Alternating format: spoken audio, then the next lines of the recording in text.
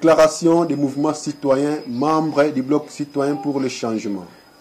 Nous, les mouvements citoyens regroupés au sein du bloc citoyen pour le changement, réunis en ce jour du mercredi 26 janvier 2022 pour informer à l'opinion tant nationale qu'internationale de notre détermination, celle de sauver la patrie en péril.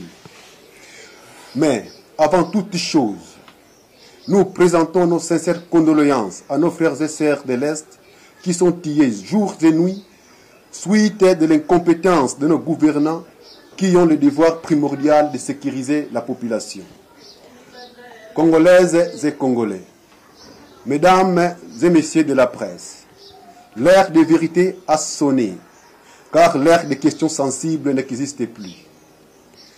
Le 30 décembre 2018, les peuples congolais, dans la discipline, la détermination et l'enthousiasme, s'est massivement rendu aux urnes pour choisir le changement.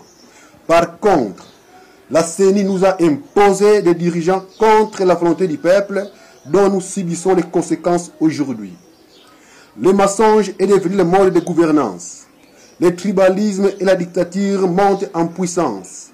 La corruption, l'évasion fiscale, le détournement des deniers publics ont atteint des proportions inimaginables et inquiétantes à tous les niveaux. La présidence de la République est la première institution qui escroque la population à l'œil nu via la taxe RAM. Un groupe de compatriotes abusant manifestement de leur pouvoir s'octroie des avantages économiques faramineux au détriment du bien-être collectif. Mais le chef de l'État s'enferme dans l'immobilisme et le mythisme. Depuis l'accession au pouvoir du président Félix Tshisekedi Tshilombo, tous les projets lancés par lui ont servi de moyens pour dilapider l'argent de l'État. Nous citons le projet 100 jours du chef de l'État, Chile Gelou, Kinshasa, Centrou, que sais-je encore. Au ministre de l'économie, nous vous demandons de nous dire où est parti l'argent décaissé pour l'achat des poissons chachards. Sinon, on se réserve des droits. Par là, nous pouvons confirmer que l'IGF n'est qu'un instrument que la présidence de la République utilise pour régler des comptes. Le forcing pour l'entérinement des animateurs de la CENI par l'Assemblée nationale et leur nomination par le président de la République prouve à suffisance que M. Denis Kadima est un produit préfabriqué de la famille politique du chef de l'État.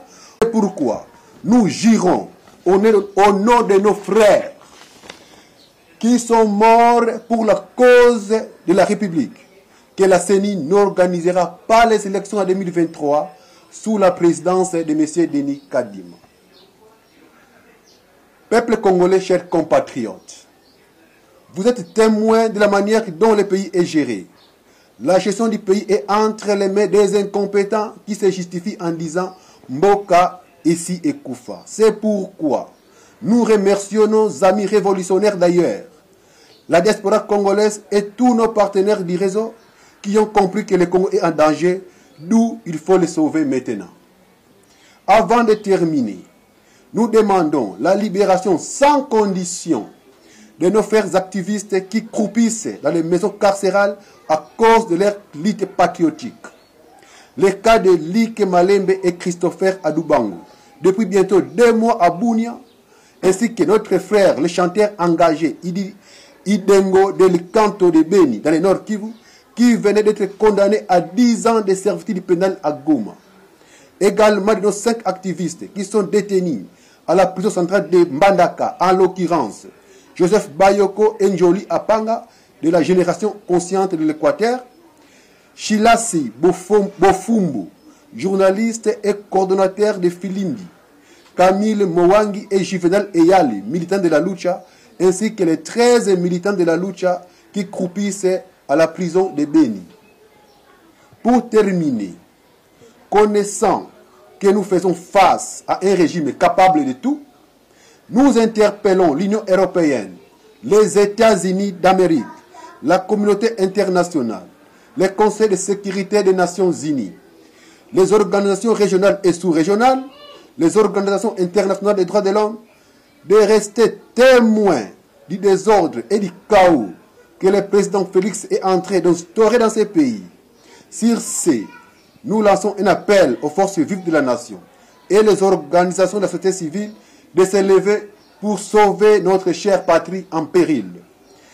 Que vive la RDC, notre chère patrie, que vive le bloc citoyen pour le changement, la patrie ou la mort.